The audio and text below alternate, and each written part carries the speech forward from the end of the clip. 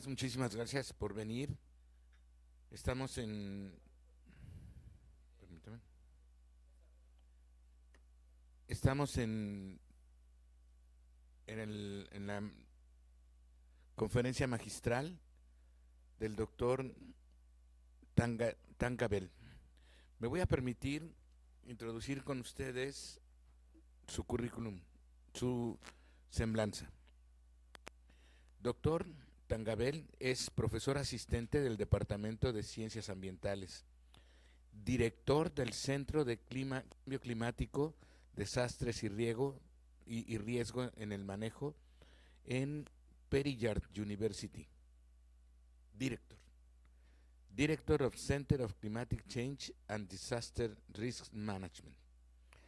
Él, entre 1996 y el 2002, obtuvo el grado en doctor en filosofía en ciencias ambientales de Varieties University. Entre 98 y 99 obtuvo un diploma de control industrial de Anamali University. Entre 92 y 93 también obtuvo un diploma en zoología de la Escuela Interdisciplinaria de Ciencias Ambientales de Varieties University. Entre 90 y 92 es un máster en ciencias en zoología, y entre 87 y 90 obtuvo el bachelor también en zoología. Doctor es biólogo. Está padrísimo. Bien. El tema con el doctor es que es asistente del Department of Science of Periyar University en Salem. Es invitado, de profesor invitado del Departamento Ambiental de la Universidad también de Salem. Tiene un postdoctorado en la Escuela Ambiental y de Ingeniería de Sun Yat-sen University en China. Es profesor visitante o científico visitante en USDA Forest Service NRS en Durham, New Hampshire, Estados Unidos.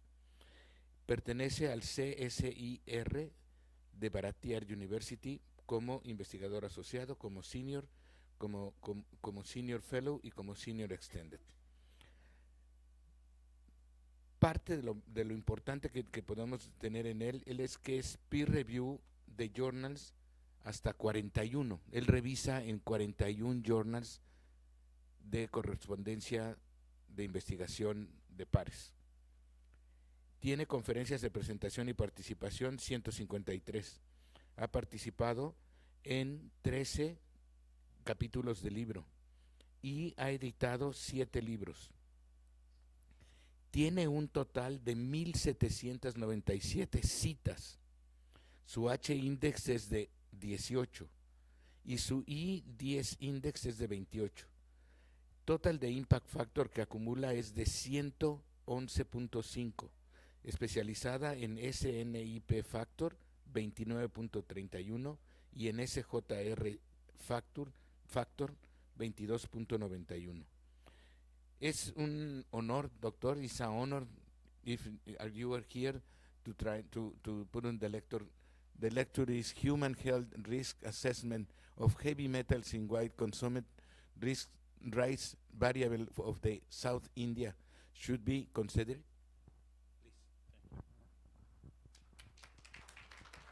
Hello. Thank you, Dr. Petro, coordinator, for his nice introduction. First of all, I would like to thank Professor Dr. Jonathan from IPN CIIEMAD and Professor Dr. Petro for giving me an opportunity to share my views about the heavy metal content in paddy soils and the different rice varieties, especially in the southern India. It's widely consumed rice varieties in southern India. And the next 40 minutes lecture, I would like to highlight what are the heavy metal status of the heavy metal pollution in agricultural soils, and heavy metals in paddy fields and different rice varieties, and different South Indian rice varieties. Nearly 9 rice varieties I have studied in this part, and also for the different accumulations of heavy metals in different parts in rice, different parts, root systems, leaves and grains, and also to assess based on the pollution assessment and translocation factor and human health index, how that will influence the human health. If it accumulate into the paddy soils, that it's transferred into the different plant pots, especially in the rice grains. Some of the rice varieties, when it exceeds the stipulated limited proposed by the FAO or WHO according to the Codex Alimentarius Commission's report. And how that will affect the human health by using some calculated THI, total health quotient, THQ, and health index values. Based on that, we have to categorize the rice varieties. Which rice varieties which is widely consumed in the South Indian, its possibility to transfer some of the heavy metals, especially for the cadmium and lead, into the human health. And why we need to pay more attention about the soils. We have a different environmental compartments, water, air and soil. And the soil is one of the most important compartments because it's providing a lot of regulatory and provisional services pertaining to the ecosystem services. You know very well about the different ecosystem services like provisioning services and regulating services.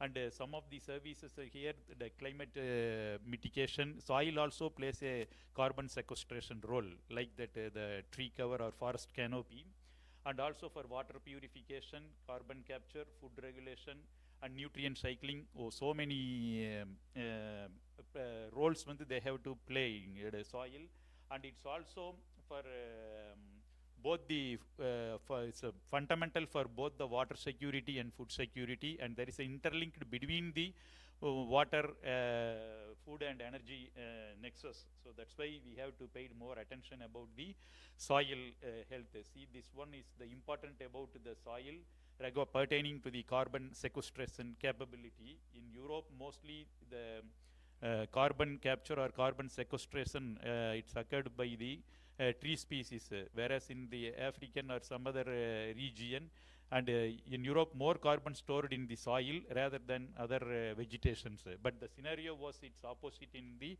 African region. So soil is one of the most important compartments to sequester the carbon sink. And several factors influencing the soil quality and soil health. Soil health regarding the pollution, desertification, deforestation, soil degradation, and species extinction, soil erosion, and water shortage. So many things, and based on the several factors, I have highlighted some of the soil pollution aspects. And this is a brief outcomes of about the extent of the global soil pollution, because this data was published in 2018, Soil Pollution, a Hidden Reality by the FAO, and they have to highlighted the global estimation of the soil pollution around 22 million hectares, but this is published by 2018. It's culminated by various data sets worked by the GSP FAO, Global Soil Partnership, by Food and Agricultural Organizations, and nearly in different global areas. For example, in Chinese Environmental Protection Ministry, they said 16% of the soil has been already contaminated or eroded. Like that, US more than 1,300 polluted sites, including the Superfund sites. Similarly, for Australia, more than 80,000 sites. So, for these developed countries, they have certain regulations or laws pertaining to the soil protection laws. But in the scenario was opposite in developing countries like Bangladesh, Indonesia, and even for in India. And there is a lack of soil information data, pollution atlas data on this not maintained even in the several departments, including the Ministry for Land Resources or Ministry for Environment, Forest and Climate Change. Even in India, they have a fixed soil, some standards pertaining to environmental quality. For example, they have air quality standards are there, and water quality standards are there, but in no specific soil quality standards in some of the least developing countries, including in India also. So that's the one of the major lacuna in the India. And also they have no specific soil pollution atlas data, because in which area when is contaminated. And some developed countries, they have to categorize it. Even in China, they have to categorize it. Which one is the highly polluted and which one is the moderately polluted, and which areas when are very low polluted sites, especially for the metal contamination. But such kind of the soil pollution atlas when are lacked in so many developing countries. That is another one important thing. These two things are most important nowadays, and that's why the GSP, Global Soil Partnership of Food and Agricultural Organizations, has insisted to continuously monitoring the soil quality, and also for then only we will suggested or taken some policies or steps for the remediation purposes based on the contamination, which contaminant or which heavy metal when is highly contamination, and based on that we have to categorize the polluted sites, and then only they will taken the suitable remedial measures. So these things are major lacuna in most of the countries, and that's then only the urgent need to implement the global assessment of soil pollution. In addition to that, the soil pollution, land degradation is another one of the most important scenario nowadays. And nearly 12 million hectares of productive land when this globally it's degraded, and which is equal to 20 million tons of grains when the produced. That's why there is a direct relationship or a linear relationship between the soil quality and the food productivity, especially in the rice, in the staple food in most of the Asian countries. And also 1/4 of the global land has been already degraded for the past 2 decades, past 20 years. And the ISRO data sets in 2018, 96.4 million hectares, are about nearly 30% of the land surface has been degraded in India, and especially in Jharkhand, Rajasthan, Delhi, and Goa, some of the worst 10 states accounted for in India.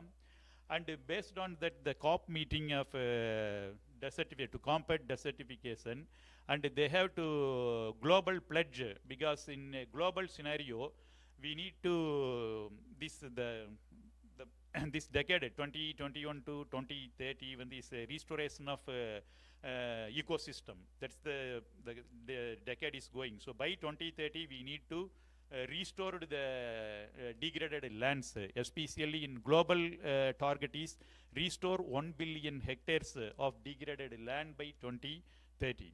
But in India, these are all the global scenario. About 40% of the land surface has been already degraded. 50% of the it's affected mainly by anthropogenic activities like human activities, and roughly about 44 trillion global GDP. That much amount of the land when has been degraded. And if the scenario when the persists, or if the scenario is continued, if the present scenario, the land degradation scenario, and the additional degradation of the land, which is the equal size of South America, will happen by 2050. So another, that's why we have to global pledge to restore 1 billion hectares by 2030, and agricultural deforestation and some other factors from these mainly for that degradation, soil degradation. So in India, we have only 2.4% of the land area. Within the 2.4% of the land area, it covers 18% of the population's needs. That's the global needs. But in Indian scenario is already 29.33, but in some data says 29.7. So approximately 29% of the lands when they has been already degraded as per the data sets in India. So what the pledge is, we need to restore 26 million hectares by 2030. That's the pledge proposed by the India in COP meeting. So even though if we have to fulfill the 26 million hectares by 2030, that covers only nearly 1.5% of the, fulfill only 1.5% of the land degradation. So in earlier, it was pledged by 21 million hectare, old pledge, but the new pledge is 26 million hectares. And these are all the different scenarios, and we have already discussed. And based on that, the combating land degradation COP14 the meeting, the outcomes of the COP14th meeting, and also for the UN Decade of Ecosystem Restoration, and we have to fulfill such kind of the pledge. And the global pledge is, the take-home message is the global pledge is 1 billion hectares when we need to restore it in different ecosystems. So I have to highlight it for soil ecosystem. Yes, the soil is one of the key component. Yes, I have already mentioned about there is no specific data sets in the least developing countries or some of the developing countries. This is one of the best example about the heavy metal contaminated sites data in Europe, even though it was a 10-year-old data on review, and they have some specific data sets, and see it's categorized by remediated, how much is, sites are potentially contaminated, how much are contaminated, and how much sites are remediated. Similarly, like this one also. So such kind of the specific data sets when is not available in most of the least developing countries, that's an issue.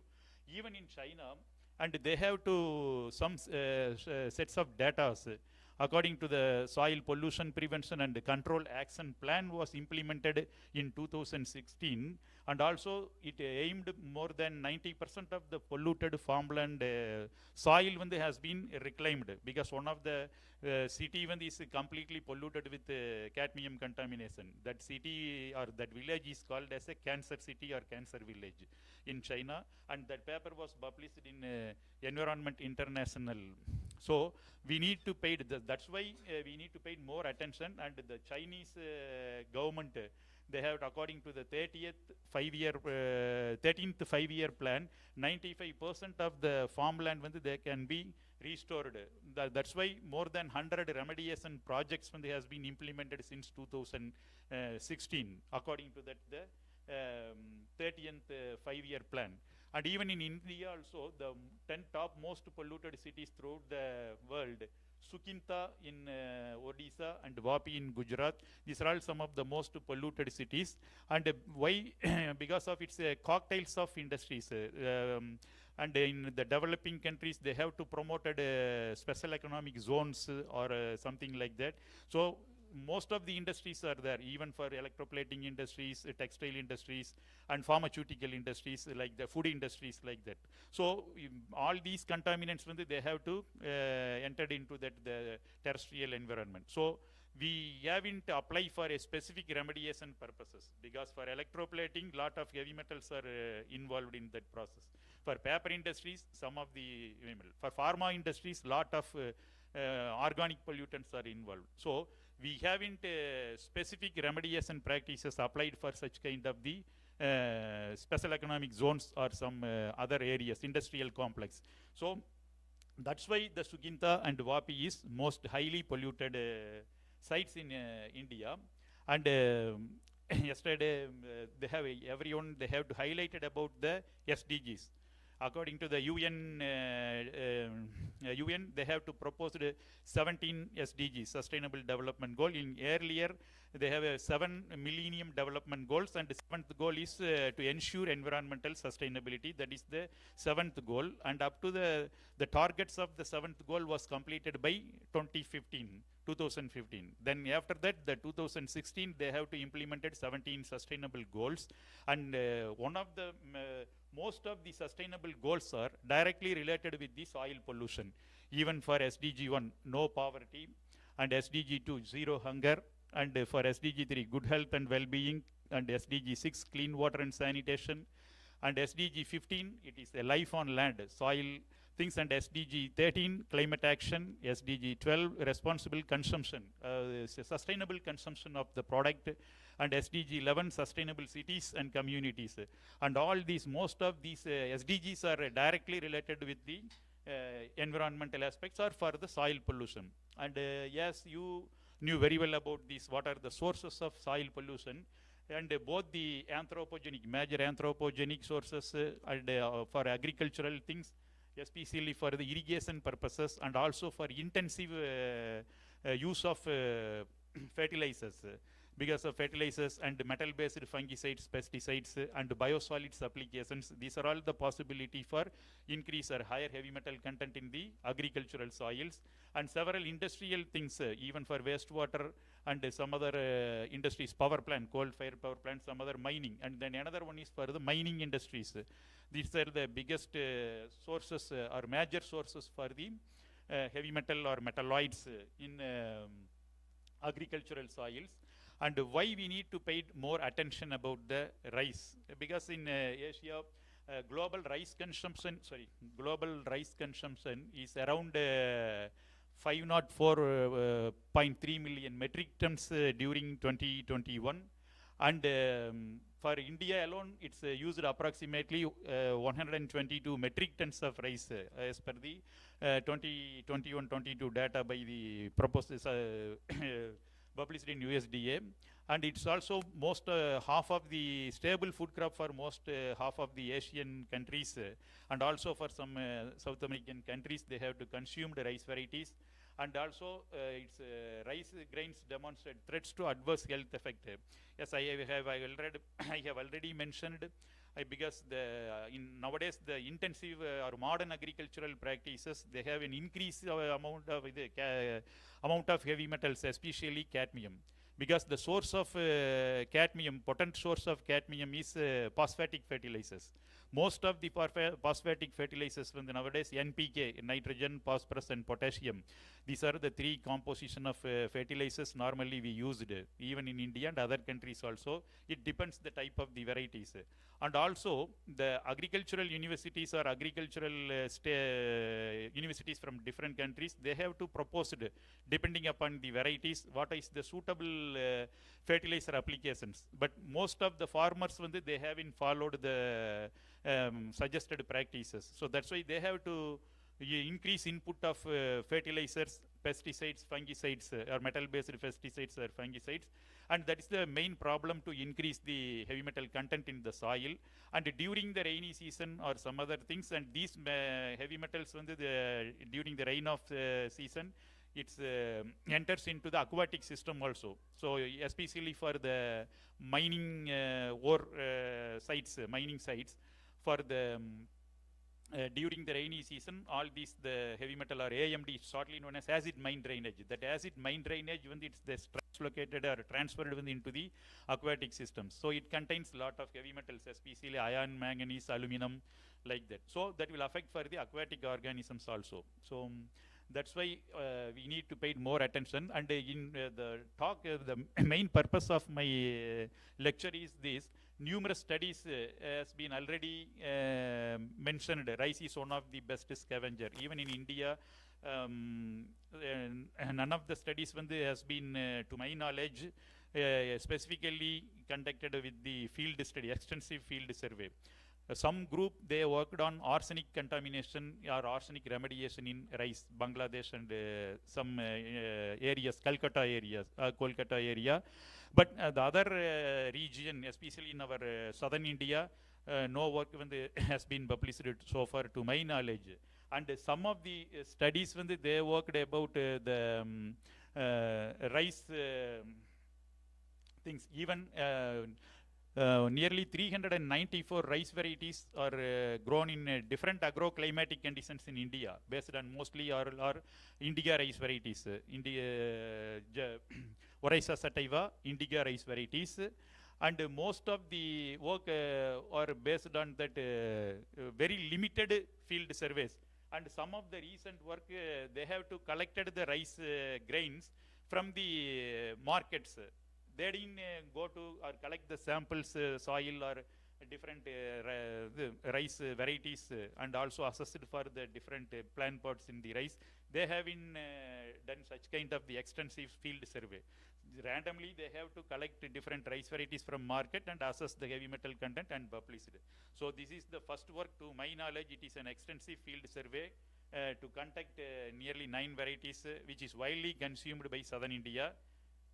And what are the objectives based on these things? And in our research group, we have used 9 major indica rice varieties like white ponni, super ponni, andhra ponni, and these 3 ponni varieties which is widely consumed as our rice varieties, mostly in different type of food. And ADT 43, 53. ADT means it's a place, Adudurai, like it's a place doing some research. Like that IR 50 Co 31, which is widely cultivated in southern India. And to understand the accumulation and translocation pattern of the soil rice system, and also for the based on the calculations, we have to find out about the human health system. And this is the study area. And we have 9 different rice varieties from different areas along with the Salem district. It's located in southern Tamil Nadu, and it's one of the it's a Kaveri belt region, which is widely cultivated rice as the 4th major crops in that particular district. The average annual rainfall is 1019 millimeter, and this is one of the mineral hub of the Tamil Nadu. Salem district, because lot of mineral industries are there. The magnesite mine industries there, and limestone mine industries, bauxite mine industries. It's located at Servurai Hills, and lot of mining operations are mining. It's going on, and at the same time, some of the steel plants and thermal power stations are also it's located in nearby the Salem districts. Nearby a lot of agricultural fields are in the vicinity of such kind of industries. And in addition to that, some industrial complex, as I have already mentioned, some the special economic zones like that, several small scale industries like textiles, automobiles, and earth moving machinery industrial hubs are there. So these are all added possible source of the metal pollution. And also it is the 4th largest crops, it's a total cultivated area of that particular area. And you are very well known about these things. We have to use it for the soil physicochemical characteristics and also for the plant heavy metal contents. We use it for the triple acid, double acid digestion method with the standard protocol. And also for the pollution risk assessment, we use it for numero pollution index to assess the overall pollution status of the heavy metals. And based on that, things we have to categorize it in different classes, 5 different classes from non-polluted, nearly polluted, lightly polluted, moderately, and seriously polluted. And that was already published by Jose Sujita. And the biota sediment accumulation factor, or otherwise called bioaccumulation factor, we have to use the bioaccumulation of metals from the sediments or soils. We used soils to the biotic components of an ecosystem by the formula proposed by Angli et al. And also for the translocation factor, how the heavy metals when translocated from soil into the plant pots, plants in the aerial parts of the plants by using the TF values. If the TF values is greater than 1, if the plants when significantly accumulate the heavy metals into the aerial plant pots. If it is less than 1, then it's not accumulated much. And in addition to that, the TF factor, we have to calculate translocation indices. Translocation indices, and it's nothing but it's similar to that of the TF, translocation factor, from soil to roots, or root to stems, stems to leaves, leaves to grains. And how they have to translocate it from each or different plant pots. So that's why I have insisted here for the translocation indices. And sometimes the root when they have accumulated more, sometimes the stems has less accumulated, sometimes the grains when they will be accumulated more, because in plants different metal transporters when they played a dominant role For example, in cadmium, this is similarities between the zinc and cadmium. So sometimes the index, the health THQ or HI index, when the value is greater than 1, there is a possibility for adverse health effects. And that was published by Jonathan also and Huang also. And we used these kind of the thing, estimated food and estimated food for adult and meal for adult, how much. And also for that RFID values, we have to follow that values. And the key outcomes of this thing is the pH is almost neutral for that all the soil range, because the continuous flooding and drying that should maintain. And easy, the salinity is non-saline condition, because if it is most of the tropical Asia region less than 2.75 DSM, that's called the saline nature. So if ours is only 0.12, it's a non-saline nature, and the TOC content is 0.5%. It nearly 55% of our study area, it's a medium total organic carbon content. And also for the calcium and magnesium is higher when compared to that of other element, because of that some paddy fields, they have to apply for the calcium silicate fertilizers, and naturally geogenic in nature for that Salem districts, magnesite, and for the limestone will be more. And I would like to highlight about the key results of that heavy metal accumulation. And the order of heavy metal accumulation was more in iron and less in cadmium, and sufficient and adequacy level of available iron content accumulated in the paddy soils, because of the critical limits of 6.5 to 10.5 by recently proposed by Shukla et al. 2021 by the Indian Institute of Soil Science, Bhopal, and they followed. These are all the critical levels. And nearly more than 55% of the paddy soils are marginally sufficient level of manganese in Indian soils, because of the value of critical limit is 5 to 7 mg per kg. And the soil available copper was exceeded the critical limit of 0.2 mg for plant growth. It's according to the Lindsay and Norwell, and that is the method commonly we used for the DTPA extract available heavy metals. And the critical limits proposed by Shukla et al. 2021 is 0.6 to 1 mg. So for all the study area, the level of copper was adequacy in level. And similar to soil, lead content was also associated with higher 2 to 5-fold higher in IR50 rice variety paddy field. And nickel is sufficient for all paddy soils, according to the recently proposed DTPA extractable nickel in agricultural soils established by Berman et al. 2020. And sufficient zinc, and 65% of the paddy soils are comes under the sufficient zinc levels as the proposed value of greater than 1.8 mg per kg.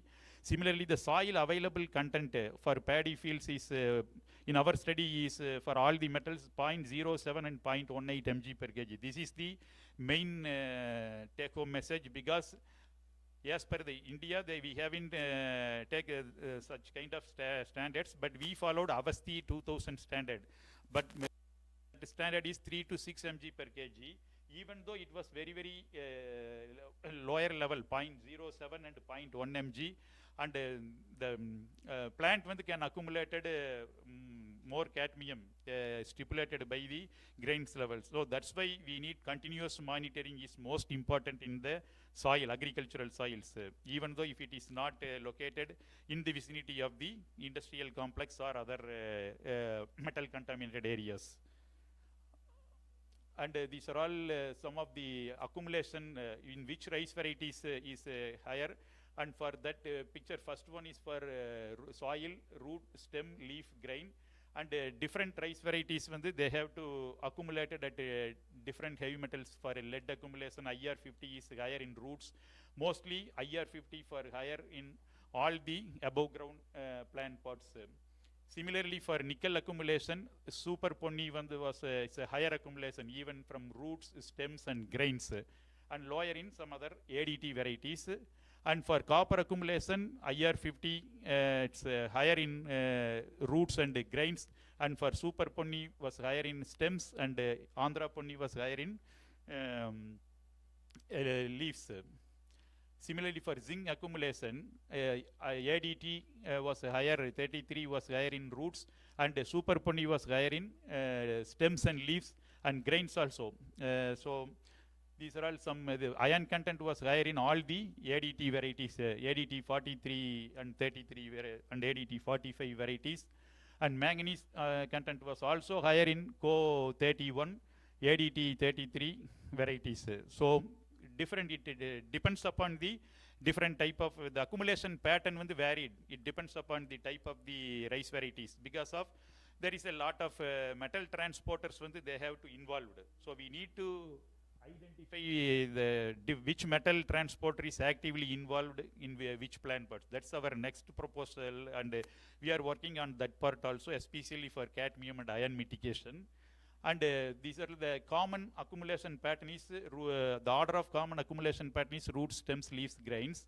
And the iron accumulation was higher in more than 65% of the rice varieties.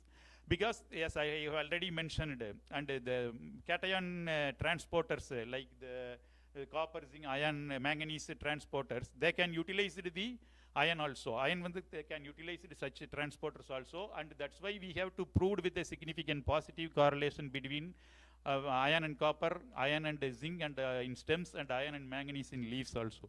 So there is a possibility, positive or linear relationship between these two metals, and maximum manganese accumulation was occurred in leaves. That's the common phenomena for the monocotyledons, especially in the rice. And the rice grains also exceeded copper in some of the more permissible level, and the higher level of nickel in super ponni, and the nickel content of rice grains also exceeded the limit of 30 mg per kg, and the highest zinc was also in super ponni. And these are all some of the zinc deficient grains, very likely deficiency only in ADT, and the remaining all rice varieties zinc sufficient, because India, you know, it's most of the regions are it's a zinc deficient region, but in our case it is not like that, because the sufficient zinc level when is appeared even in the soil study area and all the rice varieties. And indica rice varieties, as I have already mentioned, they can be able to accumulate more cadmium than the Japonica rice varieties. And in these, based on these results, the IR 40, 50, ADT 33, and Andhra Ponni variety have efficiently translocated cadmium from roots into the aerial plant pots, especially grains. Whereas ADT 45 and super ponni, it's a lower cadmium translocation to grains. So that is the safest rice varieties among all the 9 rice varieties. And also zinc inhibit the cadmium translocation, but in our scenario, zinc didn't or had a little ability to inhibit the transfer, even though they have same similarities, chemical similarities. So especially in the rice, they have do that kind of mechanisms, and for the N, according to the numero pollution index, and they have to indicate it by nearly polluted soils, mainly due to the industrial setup, in the vicinity of industrial setup above most of the field. And the bioaccumulation factor is all the rice varieties the greater than 1. So it's a macro concentrators of heavy metals, and translocation factor value also greater than 1. So that is efficiently translocated from lower, below ground to above ground aerial plant pots. And this, the total hazard quotient and the hazard index value also, it's more than 1. It is even for the both adult and children. So there is a possibility for metal transfer and a possibility for non-carcinogenic health impact, mainly due to this pollution. And now we have to compare these values with the global soil guideline values or standards. This is the scenario, as I have already mentioned. We have to use the Avasti 2000 for the standard. These are all the total heavy metal standards, and these 3 things are DTPA, available soil heavy metal standards, followed by different things, Norway and Lindsay and Norway, Norwell and Shukla et al. This is the followed by the recently for all the Indian. And we compared with all the standards, even from European Union and other things. Based on these comparison and nickel and copper and zinc or iron and manganese, these are all sufficient with the levels, even in that soil.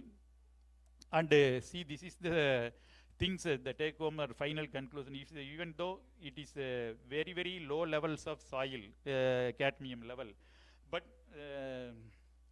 when compared to that of the guideline values in rice grains, see the cadmium, it's our grains 3.33 to 10.8 mg per kg. And but the codex elementary limit is 0.4 mg per kg. So it is efficiently translocated into the grain, even though the level, soil cadmium level within the permissible level. So that's why the continuous monitoring is most important, even though that paddy fields are away from the industrial complex or away from the metal metal industries. So that's why the continuous monitoring is most important for all the things. And based on that, the Codex Element Race Commission report of FAO and other FSSR in India and EFSA and for Australian and New Zealand Federation varieties, these cadmium, lead and iron levels exceeds in the limits. So this is the final take-home message. Yes, I have already mentioned, even though the soil level when is within the permissible limits, it exceeds the grain level. Because of that, several transporters efficiently translocated from below ground to above ground levels. And already we have to publish it with the pollution assessment and source apportionment levels in that surface soil, paddy soils with Jonathan and myself in our research group. We have to publish it in Earth and Environmental Science. And in addition to that, as my field is soil ecology and phytoremediation, and I have to concentrate more about on this soil heavy metal part as well as for the remediation purposes. And based on that, we have to how the AMROL, arbosolar mycorrhizae, that is a kind of fungi associated with the rhizosphere soil and plant. So we have to publish about the nutrient relationship with that one, and also for different phyto extraction, the mechanisms of secondary metabolites, how involved into the plant's defense mechanism, and also for the biosynthetic intermediates, because of phytochelatin is one of the biosynthetic intermediates for metal defense mechanisms in plants before glutathione initiated. First line defense mechanism of glutathione. And so far the method in earlier the quantification of polythiol, including monothiols and polythiol up to phytochelatin, up to 5. Earlier method is 1 hour. So including the column washing. But in our, when I was worked with Rakesh Minocha and Om Prakash Dangar from the UMass, USA, University of Massachusetts, and we designed the shortest method. Up to 34.8 minutes, the entire run was over, including monothiol and polythiol. So that's the shortest method so far. And other metal defense mechanisms also, we have to publish it in different aspects. And also for the molecular approaches, how the plant molecular approaches used for the biogeotechnologies also, for land reclamation and environmental sustainability practices we have to follow. And based on that, to maintain the soil health in our state, Tamil Nadu is a pioneer for the government of India, because since 2015, before 14, they have to implement it for the soil health card to distribute the farmers. And the agricultural officers visited the farmers, and they have to take in the samples and what are the pH levels, total organic carbon, and depending upon the crop cultivation, they have to suggest the fertilizers recommendations and other things. And then only the government of India, when they have to implement the soil health card since 2015 as an international year of soil proposed by UN. And to create an awareness in our research group, and the Department of Environmental Science and myself, and we have to conduct, in addition to that, the conferences and other things to create an environmental awareness program every year on the eve of World Soil Day on December 5.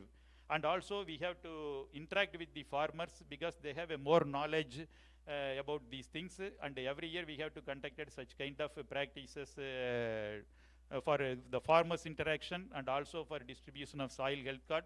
And in addition to that, with the support of Ministry of Environment, Forest and Climate Change, and also with the collaborated with the Tamil Nadu Magnesite Limited and SAIL Limited, like that mining industries, and we have to conduct exclusive workshop for the biogeotechnologies for the mine site reclamation.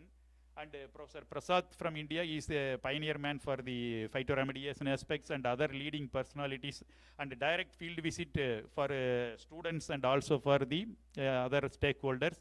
And we have to conduct every year like that CIIEMAD for FESA, like that frontiers in eco-biological applications, sciences and its applications. That's one also we have to think. And so why we have to pay more attention about the soil quality and the soil health.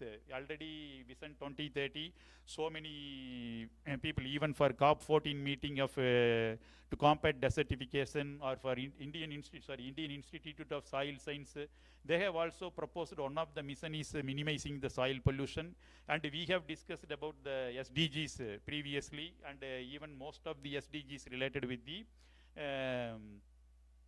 soil pollution, and that's why the healthy soil is a prerequisite to achieve the SDGs. And based on that, the Global Soil Partnership, they have to initiated several recent scenario with GLOSON, INFO, and INSI, NetShop, network, international network. And I am working with the INSHOP, closely associated with International Network for Soil Pollution. It's headed by Professor Ravi Naidu from Australia, and I am one of the member and from Asian member to work on that international network. And the INSOP's mission is and goal is for to assessment of the soil pollution, mapping of the soil pollution, monitoring and regulation of the polluted soils, sustainable management and remediation of polluted soils, agricultural practice and food quality, soil and water. So I am working with on that assessment of soil pollution. That is the working group 2 with the global scenario headed by Professor Ravi Naidu. So with these things, I would like to acknowledge for Periyar University for these work fellowships, and with the DST SEB, Department of Science and Technology, Ministry of Science and Technology for supporting this, and for several inputs, Professor Jonathan and Dr. Sujita, and we have also collaborated and with different inputs by Jose and his research group. We have already published, and 2 papers are communicated with high impact journal. And also I would like to thank the DST SEB for my visit here, the international travel grant. And in addition to that, I would like to thank or acknowledge for these the persons like USDA, Forest Service, New Hampshire, when I was worked as a visiting scientist during 2005 to 7, and also the China Postdoctoral Science Foundation for getting postdoctoral research funds for metal defense mechanism in plants, and also for Slovak Environment Agency, and they have invited me for during 2018 for some remediation purposes in Asian country level, and also MOEF and CC, Ministry of Environment, Forest and Climate Change, CS Council for Scientific and Industrial Research, and DST SEB for providing funds for my research work. It's nearly more than 2 crores of funds. Currently I have ongoing 3 to 4 major projects is going on at present in my research group, and with the support of TANSCI, Tamil Nadu State Higher Education Council for Science and Education. And these are all the visits support by the mining industries for my work, TANMAG, Tamil Nadu Magnesite Limited, SRCL, and India Cements Limited. Vedanta is a group of mining industries. They have to support it to allow or permit for that mining industries to collect the samples, and suggested some remediation or offer post-mining operations, post-mining suggestions. And these are all our research collaborators from across the globe. So I thought I would finish up to this. Thank you, and muchas gracias. Thank you.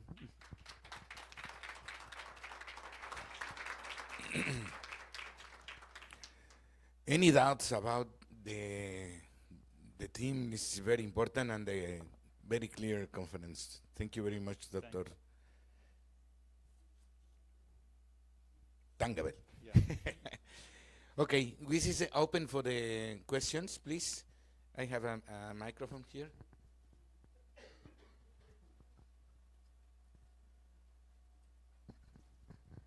Good presentation. Thank you for all. And I have a question. Yes. I am working with wetlands. Is the key to remove heavy metals in water, but in soils, what is the equivalent? What is the? What can we do in the soil?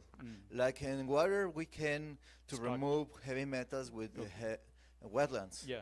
But the soil is what is the equivalent? The biological key for that problem. Yes, because soil is a complex in nature. It's not like that of other compartments. That's the one of the thing. And why heavy metal is most important? The persistence. If the heavy metal like lead once enters into the soil, the persistent one is more. It is not able to remove more than 200 years because of due to the longer persistence time in the soil. So before we have to implement the remediation purpose or for the heavy metal soil pollution, first of all, we would like to identify the potentially or moderately or low contamination. We have to classify the contaminated sites, whether it's a need to, at what level the site is contaminated. And the second part is then only based on the site condition or categorization of the metal contamination, then only we go for the suitable plant or suitable plants or suitable hyperaccumulators when we have to choose it. That is a different strategy, remediation strategy. We have to follow that one. But the soil heavy metals, before you are working on that aspects, to monitor assessment is most important. Continuous monitoring is most important. And another one thing is, even though if the soil heavy metal levels when is within the permissible limits, the metal levels in plants when it differs because it's accumulate different mechanisms are involved in the plant uptake. So these are the two things when before you have to go to the soil work, you have to identify first whether it is, it depends upon your objectives.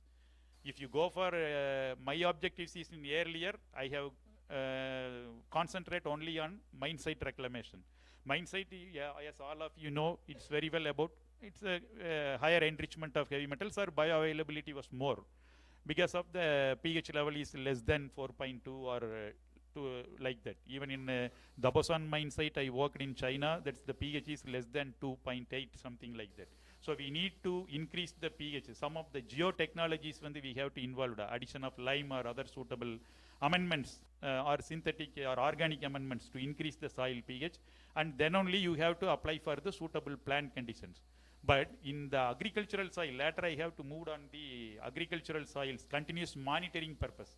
So even though the metal level is within the permissible limit, the plant can able to accumulate. So I have chosen for the edible plant, one of the most edible stable food crop, rice.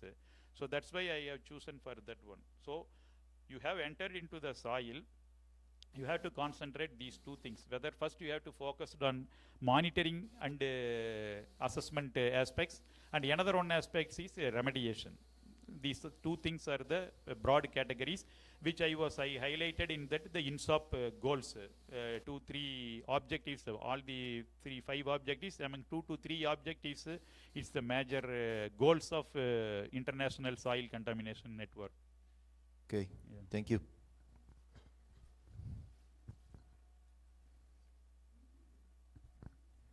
Thanks. A lot of information Thank you. in short time. I only remember that I like to know about the rice type with more less labels to know if copper and zinc and is high or Right. low. Because it, as I have already mentioned, it depends. Some of the rice varieties, when they have accumulated higher in grains. Some are, they have to low rice varieties. Based on the lower accumulation of rice varieties, especially cadmium, lead and nickel, and these are all the potentially toxic elements when compared to iron, manganese, and other things. So we have to categorize it, and some varieties are some of the mechanism, especially for metal transporter mechanism, in different plant parts.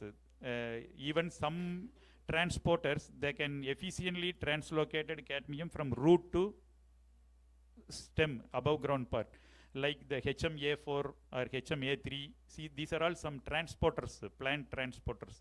And that transporters, they take heavy metals even from the substrate, soil into root, roots into stems, or stems into leaves, or grains.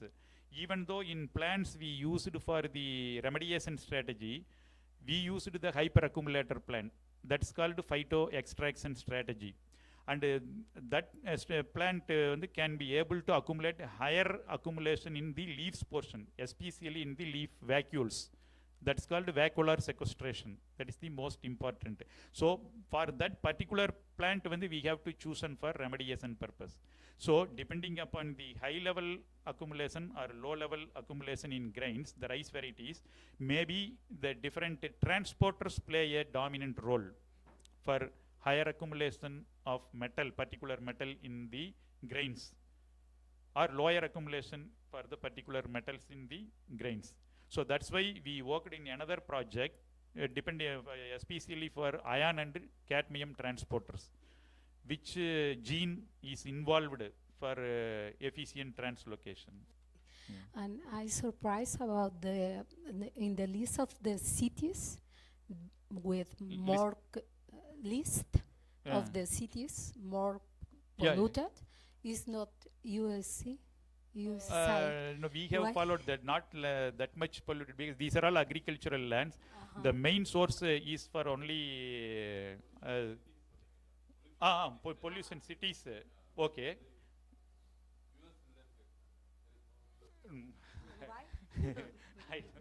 Because based on the things I have collected from some of the areas.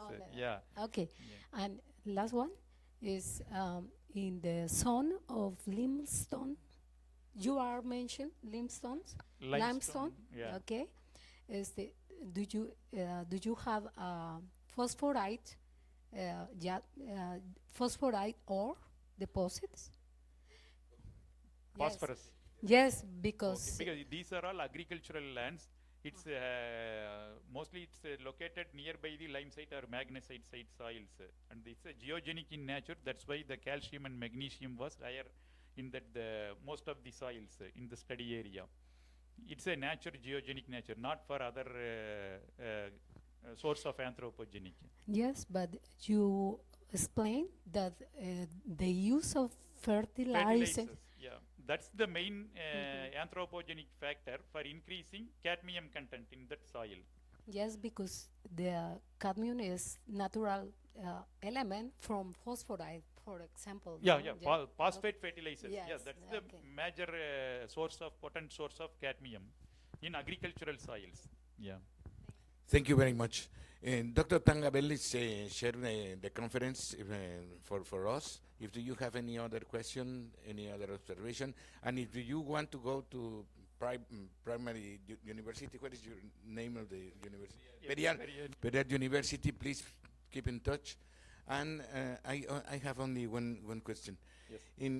Any doubts about the metals coming from the mineral composition of the rocks? It's coming directly for the many other different sources. Generally sources that's geogenic in nature. Some of the metals like iron and manganese, because it's geogenic in nature. Like similarly for calcium and magnesium, that's a nutrient. But for the metals, especially in the paddy fields, the anoxic conditions, wetting and drying, it's a continuous axic and anoxic conditions it occurs. So that's why the higher manganese and iron content existed in the rice varieties, most of the rice varieties. So that's why all the study areas, higher manganese, iron content, then only the manganese, the second. See, I saw for the dependent for the geological conditions, and we can distinguish between natural and non-natural for attack the origin, Yes, the source of the contaminants. Because, for example, in Mexico we have norms, national norms, to try to homogeneous the different concentrations. but it's very difficult because it's different, absolutely different, in some parts of the north or south. Yes. Our geology. Okay, thank you very much. Thank Let you, me Professor. give you the conference.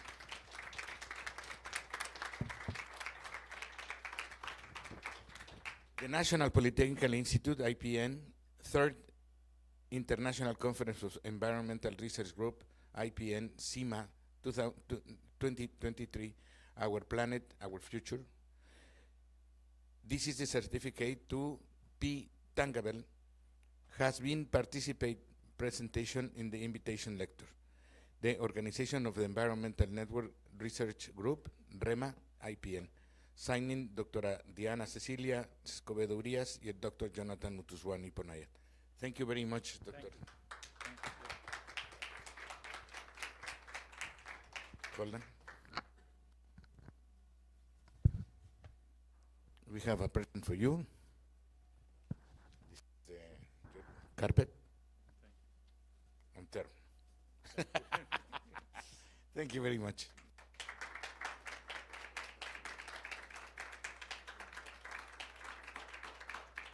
Severino, please keep in touch. Sale. Once again, I'm much Muchísimas thankful gracias. to Professor Joe and Dr. Pedro for providing such a nice opportunity. And I thought, I hope we would like to extend our future collaboration with you. Yeah. Thank you. Thank you. Bueno, pues. Thangavel, Dr. Thangavel.